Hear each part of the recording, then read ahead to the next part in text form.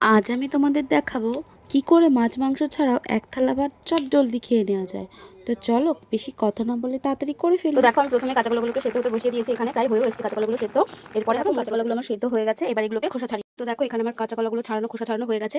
এবার দেখো এটা মাখতে আমার উপকরণ কিছু লাগবে, যেমন একটু হলুদ, লবণ, এখানে পেঁয়াজ কুচি আর ধনেপাতা কুচি। ধনেপাতাটা অপশনাল, তোমরা চাইলে দিতেও পারো, নাহলে স্কিপ করতে পারো। টমেটো, কাঁচা লঙ্কা, আদা, রসুন দিয়ে একটা পেস্ট বানিয়েছিলাম, সেই পেস্টটা এখানে দিয়ে দিচ্ছি। ছাতু, তো দেখো ছাতুটা বেশ বাইন্ডিংয়ের কাজটাও ভালো করে, আর ছোলার ছাতু দিলে টেস্টটা বেশ ভালো আসে। দেখো তো দেখো সব উপকরণতে এখানে মাখামার হয়ে গেছে। আর তারপরে আমি এখানে কিছুটা এরকম গোল গোল লাড্ডুর মতন পাকিয়ে নিয়েছি। তো এগুলো গরম গরম তেলে ছাকা ভাজতে হবে। তো চলো ভেজে নিই এবার। দেখো এখানে তেল গরম হয়ে এসেছে, এবার একটা একটা করে এরকম করে ছেড়ে দেবো এবং ছাকা তেলে ভেজে তুলে দিতে হবে। তো দেখো আমার কাঁচা কলার কোফতা রেডি এখানে, গরম গরম, দেখো কি সুন্দর লাগছে না দেখতে। আর এবার চলো গ্রেভিটা বানিয়ে ফেলি। দেখো আমি এখানে গ্রেভিটা বসিয়ে দিয়েছি, কিন্তু একটু স্কিপ করে ফেলেছি গাইজ, একটু ম্যানেজ করে নিও।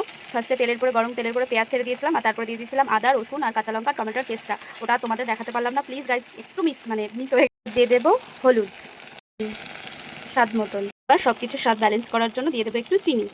চিনিটা অপশনাল, তোমরা চাইলে দিতেও পারো, আবার নাও দিতে পারো। দেখো মশলা থেকে এবার তেল ছাড়া শুরু হয়ে গেছে, তার মানে কি মশলা আমার কষা হয়ে গেছে। তো দেখো এবার দিয়ে দেবো পরিমাণ মতন জল। দেখো ঝোলটা ফুটে গেছে, এবার কোফতাগুলো ছেড়ে দেবো।